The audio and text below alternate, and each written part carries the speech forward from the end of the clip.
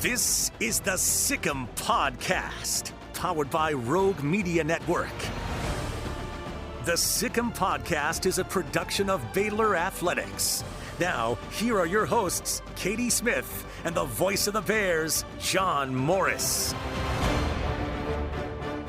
Hi, everybody, and welcome to this week's Sick'em Podcast, powered by Rogue Media Network, a production of Baylor Athletics. Happy New Year to you, Katie. Happy New Year to you. Happy New Year to you, John. I cannot believe it is 2023. I keep saying that. I keep writing 2022 on my emails, on my papers, but we are here in 2023. Do you write checks anymore? Not so much. Really. Do that's you? Where no, not Oh, no. sorry. I don't have the checkbook. Sure. That's another story. But that's where it catches most people, I think, when they're writing it on a check. Yeah, that's a good point. That's a good point. But I also made the point earlier this week that we in athletics, this is the 22-23 school year. Yeah, so we kind of have true. a head start, yeah. on thinking 23. Yeah, it is fiscal year 2023. And so now you start thinking of FY24, and then it's just chaos. There you go. And you always think fiscally, so that's very good. Of course. Well, in 2023, it's our first Sick'em podcast of 2023, and we are pleased to have with us someone that has been a tremendous asset to Baylor Athletics. But she's leaving. But she's How about leaving. You hear people use this phrase, bittersweet, right? And I'm like, it feels more bitter than sweet, and that's completely selfish. It's completely selfish. But, yes, Dawn Rogers, our Deputy Athletics Director here at Baylor, is with us today. Dawn, last day is Friday, and then heading to SMU for an incredible position as, give me the exact title.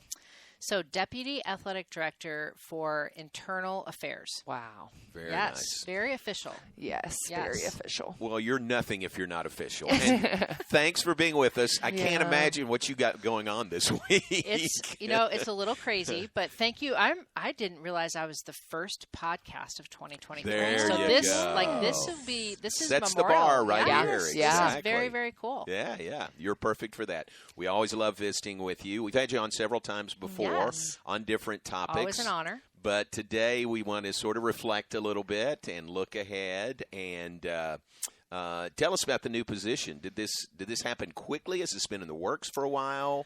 It's been in the works for a little bit as, they advertised the position and I saw it and I was just intrigued because it definitely fits my skill set.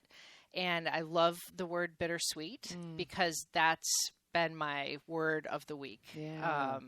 Really excited about this opportunity and the folks that I've met at SMU, Rick Hart, who's, just an icon in this industry and just getting to talk with him and the staff. I'm really excited about it. But leaving Baylor is it's just so hard. I've been here for 5.5 years. This has been a family affair for us. Rob, my husband, is as big a Baylor fan as I am. And, of course, Owen transferred and played football for us.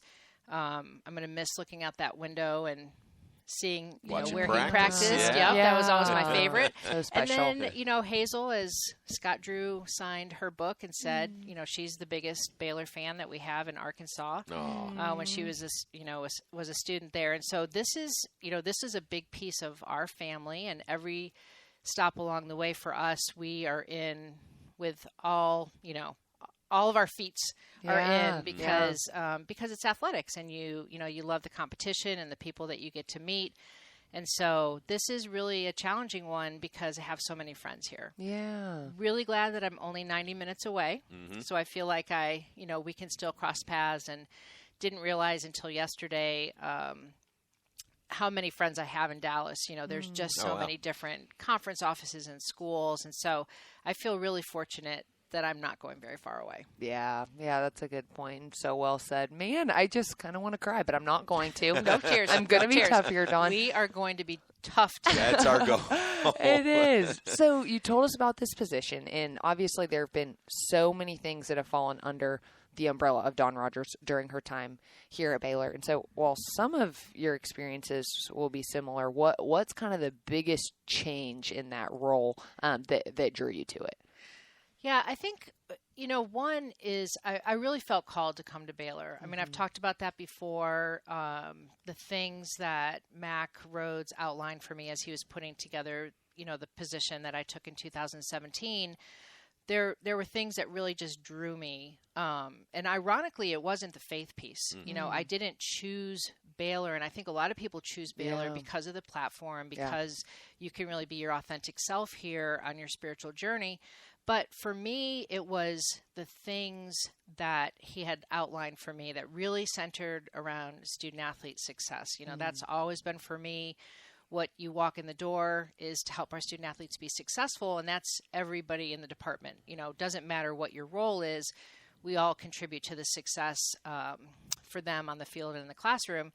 And so I really felt called, and as I was, especially the last 6 months, as I've looked at some different opportunities, you come to that, I want to say satisfaction or realization that we've been able to accomplish a lot of those things. A lot of things that were really important, and nothing, you never finish a job in college athletics, because every day there's a new challenge, a different challenge.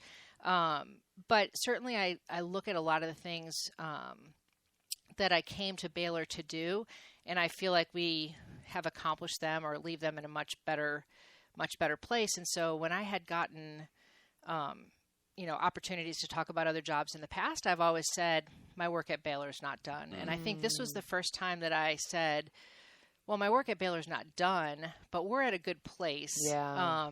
And I think the beautiful thing when there's change is it's a great opportunity for Baylor as well, because a different person with different skill sets and different perspectives will pick up, the different various pieces of work that I've been involved with, and, put their own touch and feel to it. And so I'm excited, for that part for Baylor as well. Yeah, for sure. I love that the work is never done, but you're looking up and you're saying, like, here are the goals that I had when I came here, and how far Baylor has come in the past 5-6 years. Yeah, it's crazy. Wow.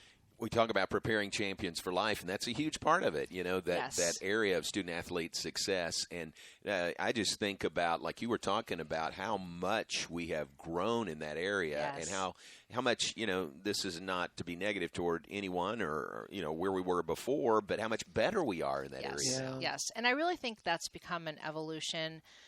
I look back at my career and my stops along the way, that has always been a priority for us, that when you're done competing, are you ready for life? And I'm experiencing that with my own children, adulting, as we call it. And they've, I've always said they've been a petri dish for me, because I've watched them as they've prepared for college, and then being in school, and the trials and tribulations and the things, the joys that come with that. But then as I watch them both postgraduate and see what they really need to be successful. And this is a challenge for every generation, but this generation is so much different, and the influences that they have in their lives, and the things that they're trying to navigate and figure out.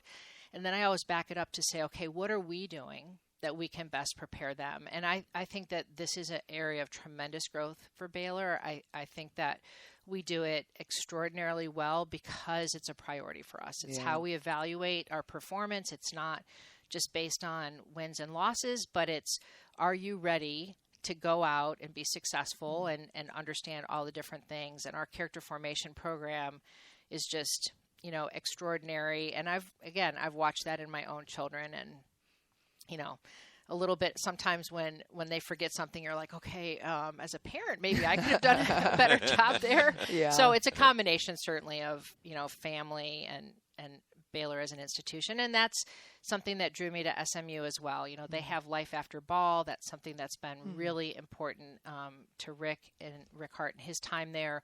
And so that's a continuation for me. That's a non-negotiable of, are we doing everything that we can to help our student athletes be successful? And to do that, you have to help your coaches be successful too. And so you're pouring in to the people that are going to pour into your student athletes. Yep. So it's really kind of that whole circle of people that we all have to grow and develop to help them be at their best. Yeah. You mentioned there the relationships with student athletes. And I think, J-Mo, I think back on the past 5 years and watching Dawn and just the relationships you do have with whether you're their sport program administrator or I think about my time as a volleyball student athlete that dawns at every game. And so on top of everything that you do here in the office, you've taken the time to build those relationships with student athletes. So tell us a little bit about, having to make this transition and kind of having that conversation with whether it be your men's basketball student athletes or track and field student athletes of how that felt. And I don't mean to make you cry. Well, I'm going to be a big chicken here, and I love that this transition is over break because we were talking about that with men's basketball, and I said, well, just one day I'm not going to be there. And, so I think that is the most difficult. Yeah. I mean, saying goodbye this week and last week has been, it's kind of peaks and valleys. Yeah. I love when we say goodbye, we cry or laugh or whatever we do, and then we move into just giving each other a hard time. So that's been been more of this week. But it is, the thing I say about our student athletes is they come and go. Yeah. And they come into our lives for 4 years. They blow us away because they're going to run the world someday, and then they leave. Yeah. And so I think with the student athletes, it makes it a little bit easier because they are this moment in time. Yeah, that's a great point. That's the world of college athletics. I mean, our friends are all over the country. Yeah. Because, we come and go and we develop these incredible friendships. And that has been fun for me on my career is just looking back yesterday, getting texts and emails and phone calls from people that had, read it and realizing that you've got these lifelong friendships with people that you've crossed paths with. So I appreciate that a lot. That's awesome. Part of your job, sport administrator for men's basketball. And as such, over the last 5.5 years, think about that. Oh, my gosh.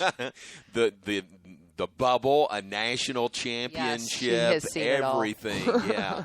Think about that everything you have been through with men's basketball. Yeah. Have truly, that has been an incredible journey. And probably for me, coming to Baylor and just where the program was, what Scott has done, the coaches, the people that have been involved with Baylor men's basketball. And so you've come in and you kind of feel like, what can I add?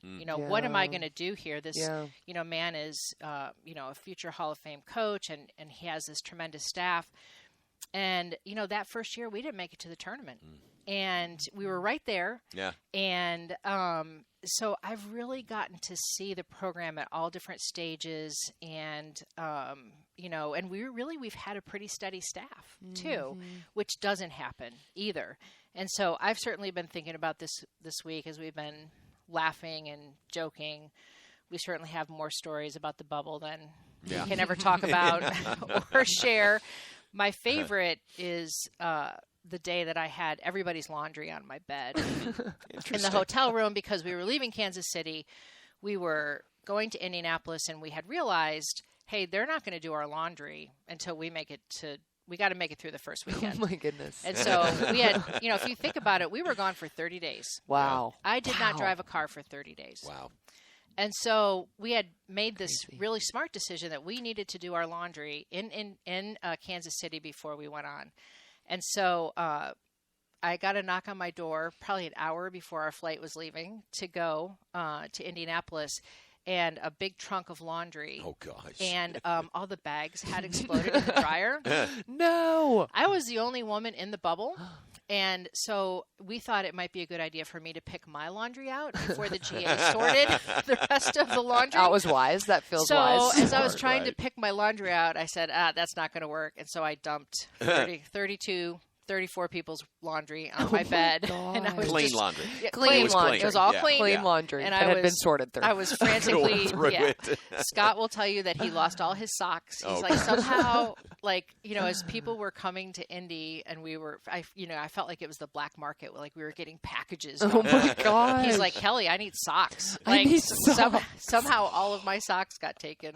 Oh my gosh. Yeah. That's too funny. So many fun memories and fun stories that I feel like keep coming out. You talk about, we've had a few different men's basketball staff members on the podcast recently, and one thing JMO and I always talk about is how it feels like the people closest to the program just continue to communicate what a special group that is. And it's cool because we can watch that and we can see it, but people experiencing it firsthand. So Dawn, you are Scott Drew's right-hand woman for the past 5 years. And so talk about your relationship with him and kind of how that's impacted you.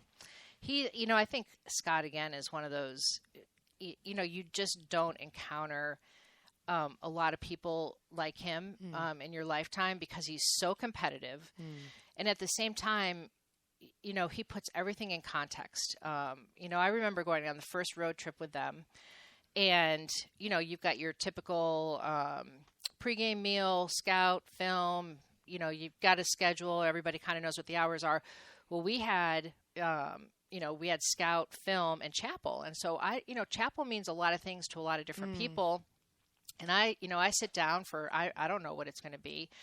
And it's chapel. I mean, it is, the assistant coaches do it. And what was really cool was this past Saturday in Ames, Scott did chapel. I don't know if it was his first one. It's the first time that he's done it that I've been. First one I can remember. Yeah. That he's done. And just to have that priority in a program, it's just meant I've learned a ton from him. Yeah. I mean, I tell him that all the time. And what I love is he wants to learn from other people. And so it is a special group. I think each coaching staff is a little bit like a family. I've gotten to work with track for the last year and a half, and what an incredible group. Mike Ford, previous student athlete here, national champion, to watch his journey. But just to, when you travel with these groups, it's just the neatest little group of people and how they interact with each other. I've been so blessed to work with a number of different, staffs here. Coach, Felicia Mulkey, and I was their sport administrator for a year. And they just all have different nuances, and it's really the best part of your day. I mean, I love going to practice. I love going over to basketball practice. I love, you circle up, you pray, you get after it.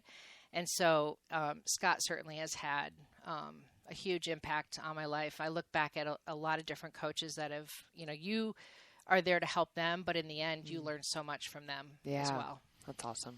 Dawn Rogers, our guest on the Sikkim podcast, the first of 2023. Have you been looking for a new podcast to listen to? Are you interested in true crime, funny one-star reviews, or inspiring stories? What about the history of Waco or the famous people who have lived and worked here? All these and more are produced by Rogue Media Network. There are over 80 different shows, including this one, with more coming all the time. If there is a story to tell, Rogue Media Network is telling it. Watch on YouTube or listen now wherever you get your podcasts.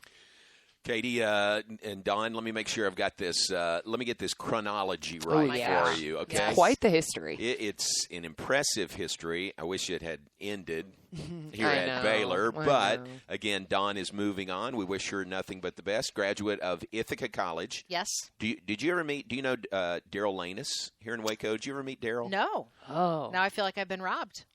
Good guy. We got 2 days to get you with Daryl. Oh, yeah. Because he, I don't think he went to school, but he coached at Ithaca College. Okay. Coached basketball at Ithaca College. Came down here and has been in Waco ever since. That's crazy. So when I think Ithaca, I think of you and Daryl Lanus. Yeah, and such a good sports program. I had Coach Butterfield, who was a national champion football coach in the Stag Bowl. It was a really great experience. I undergrad, went to Ithaca College, and then I got my master's from UMass Amherst. Okay. And then began down this path. You were at Cincinnati. Yes. You were at Temple, Akron. Yes. Xavier, athletic director for a stint at Xavier. Yeah. Out to Arizona State. Yes. She's in Phoenix. Oh, what are you going to do? Oh, you're going to run the Final Four. Just no problem. 2017 Final Four committee out there. That has to have been a great experience. And from there to Baylor, that's how you got to Baylor. And as we talked about at the outset, from moving on from Baylor to SMU, what was that Final Four experience like for you? It was, it was incredible. When I first got to Arizona State, the Cardinals Stadium opened, so they became a future host city. There's only, and it's changed a little bit, but there's, I think, maybe approximately 11 cities that have the specs that can host a Final Four. And so the NCAA was excited to add in Phoenix, and so I began and kind of co-hosted this bid committee.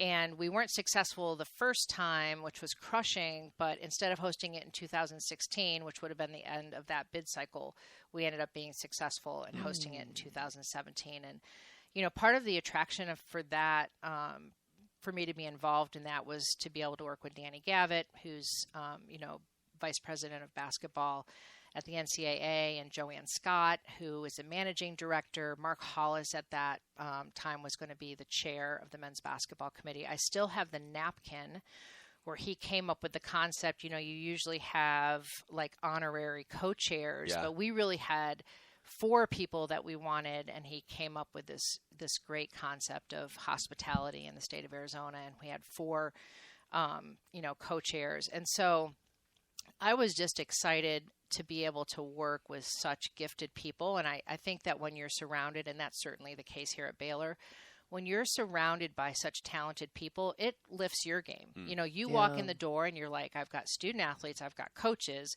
I've got people that I work beside that are rock stars. I need to be at my very best. And so that's how I felt for the Final Four. And it was extraordinary. Part of what the local organizing committee has to do is raise all the funds to put on the local events. Obviously the game, the NCAA runs the game, but you put on all the fan events for the corporate champions for the NCAA to be able to do all of their activations. And so we had to raise a significant amount of money. And I remember as we were first doing it, people would say, well, what if you don't raise the money? And I said, well, that's not an option. So there was, certainly that was a little bit stressful, but what an incredible experience. And we had a small but mighty team that I worked with, and it really, it was 2 years that were so exciting for us as a family. But it also really cemented the fact that I love to be in college athletics because I love working with our student athletes. And so for those 2 years, we really focused on the 4 teams that would be coming and their student athlete experience, and working with the hotels and the venue and the back of the house and all the special things that you do for them. And then what's really cool is I got to be involved in running one, and then I got to be in a Final Four. Yeah, so that's right. I think I'm a trivia question at some point of who's run and then been part of a team that has won one. Ooh, but that right. for me, you're the only one. That's you are the only answer. Well, and then we joke about it because John Jacobs was at the 2017 Final Four with Gonzaga. Yeah, and we joke about that we were on the same floor for 2 games. But it's certainly I feel really privileged to have had that opportunity and to work with such incredible people in Arizona, across the entire state, to showcase what that state has. So it was really fun. Yeah. So on each of these different stints, we continue to see that you have these philanthropic efforts on top of what you've done. And you'd never talk about them except for to bring awareness to that. You would never say that Don Rogers is doing this. But you helped shape Read the Final Four. Yes. Read to the Final Four Arizona Literacy Campaign. Tell us, just scratch the surface on that. So that one I was really excited about. Houston had hosted the year before, and they did a fantastic job in the Houston ISD of creating this Read to the Final Four. And so we decided, because I'm in Texas now and everything's bigger in Texas, but we were like, how do we make this bigger? And so we worked with Helios Foundation, which is a foundation just focused on literacy. Because if you look at 3rd grade reading levels, they are a predictor of a lot of things. And so what we partnered with Helios, and we did a statewide program that allowed any school that wanted to be involved in, and this was before COVID, in a virtual platform that would allow kids to access books far beyond their library. Cool. And it was really fun because my husband was actually a principal at St. Catherine's grade school, and they actually made it to the Sweet 16. Oh, so wow. Amazing. It started in January. The kids read. We actually did it electronically, and any school in the state of Arizona could be involved. Wow. Public, private. And then in January, we went down to 64, and then, we went down to 32 and 16. And then the Final Four teams got a field trip to Fan Fest. Oh, wow. And so that Friday morning, it was very, very cool. And one of the stories, this one probably will make me cry, but there was one school so we started working with the Elite 8 schools and said, hey, let's just plan on the bus trip. And if you win, if you're a Final Four team, we'll pay for it. And so this one school said, hey, that's great, but we can't afford to do this. Right. So went back to our board and we said, hey, for this school, because they needed like 3 school buses, we said, and we could see the minutes, so we thought they're probably going to be a Final Four team, but we couldn't guarantee it. And so our board agreed, and we went back to them and said, we'll pay for it regardless. Let's just get it planned. Wow. They had never done a school trip together, the whole 3rd grade. Aww. And they had a number of like homeless students that were some of the top readers. And so they'd come in early. They could use any type of tablet. They could use a phone, an iPad. So it was really, really cool to see how impactful it was, and that we could, again, involve the whole state and, kind of share. I think that's the beauty of athletics, and you see it with our Baylor Built and the community engagement that we have, that you have this incredible platform to be able to give back, to your community. And so that's what we wanted to do with the Final Four. Very Terrific. cool. Another couple of areas you were involved with here at Baylor, I know, are near and dear to your heart. Title IX. Yes. And this is the anniversary, 50th anniversary of Title IX this year. And then Inclusivity also. And I know those are something you really have sunk your teeth into and are very passionate about. Yeah. I think, for me, and again, so privileged to have a daughter and see just how athletics impacted her. And when I started, and I really didn't get involved in athletics until high school, and I played volleyball. It's one of the reasons Katie likes me. Yeah, to be quite the honest, main one. Is, pretty amongst much a couple it. other things. Just pretty small, much it. Small. But I started in track and field, and I also played volleyball.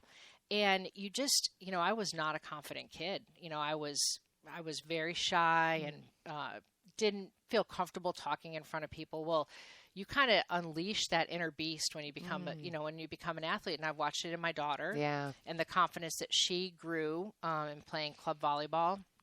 And so that's what I love about Title IX, is it really afforded more girls and more women the opportunity to just be able to do the same thing as their brothers.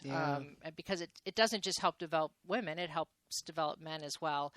And so that has been something that has really excited me. One of the things I love about club volleyball, you walk into a gym and you see every socioeconomic size, the whole thing of young women out there playing. And so I've appreciated that. And I think in our diversity, equity, and inclusion initiatives, that has been such a great spark of a topic to just be able to talk about, because that there's a lot of things that go into that as well. And I think, athletic departments are oftentimes the most diverse part of a campus. And so I love the effort that we've put into of what does our senior staff look like? What do our coaches look like? Just having student athletes that can look and see coaches and administrators and staff members that look like them. In many cases, prompting them to want, a career, to be able to see, especially for women coaches. I love that in the Big 12, and Jen Hunter coming in and really talking about the intentionality of, let's find ways to get more women involved in coaching. So there's a lot of good topics in that space. I love that Baylor has, delved into them and talked about, we do the coffee and conversations. And one week we talked about unseen disabilities and just the things that we don't know, challenges that people are dealing with. So I love that we have the freedom here and the intentionality of having those conversations. Yeah. Well, suffice to say, you've made an impact during your time here. Here's the final question for you. Okay. I think, depending on how this goes. We've made it. No tears yet.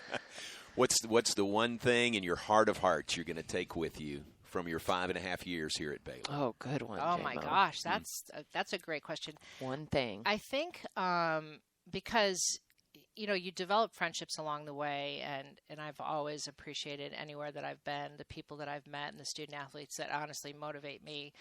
But I think the biggest thing from Baylor that I didn't expect was just been my spiritual journey and just coming in. And I think that men's basketball was a big part of that, but just in general, the freedom that we have to meet everybody where they are. And I remember talking about it on my interview, and I'm not someone that talks openly about my faith, but I've become more comfortable in that space. And just, watching our teams pray and be inclusive, that is something that has made me more comfortable and certainly strengthened my journey with Christ along the way. That's drop the mic. That's drop a great way. I know. I'm like, if something's going to get me, it was that, Dawn. Yeah.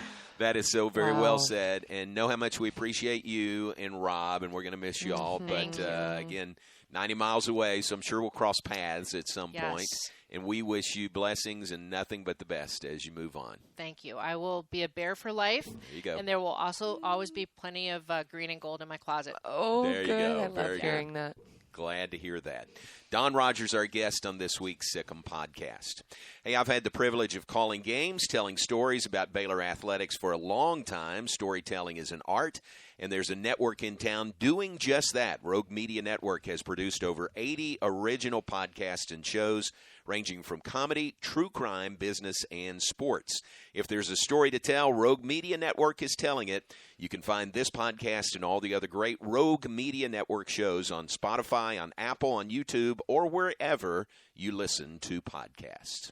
All right, great start to 2023, huh, Katie? Yeah, great start. I mean, it really is. I mean, we come back to this bittersweetness. I think Dawn said it best, that this industry has so many people that come and go, and it's part of it. But I think when you look at the impact that she's made here at Baylor, I know selfishly I sit here thinking about the mentor and friend that we are losing here. And so I'm sad. But, man, what an impact she's made on so many student athletes. And how awesome that SMU gets to have that type of leader over just, 90 minutes away? Yeah, is that what exactly. we could say? So we can still go see her. Well, our loss is SMU's gain. Again, we wish Don nothing but the best, and that is this week's Sikkim podcast. For Katie Smith, for Don Rogers, I'm John Morris. Thanks for being with us.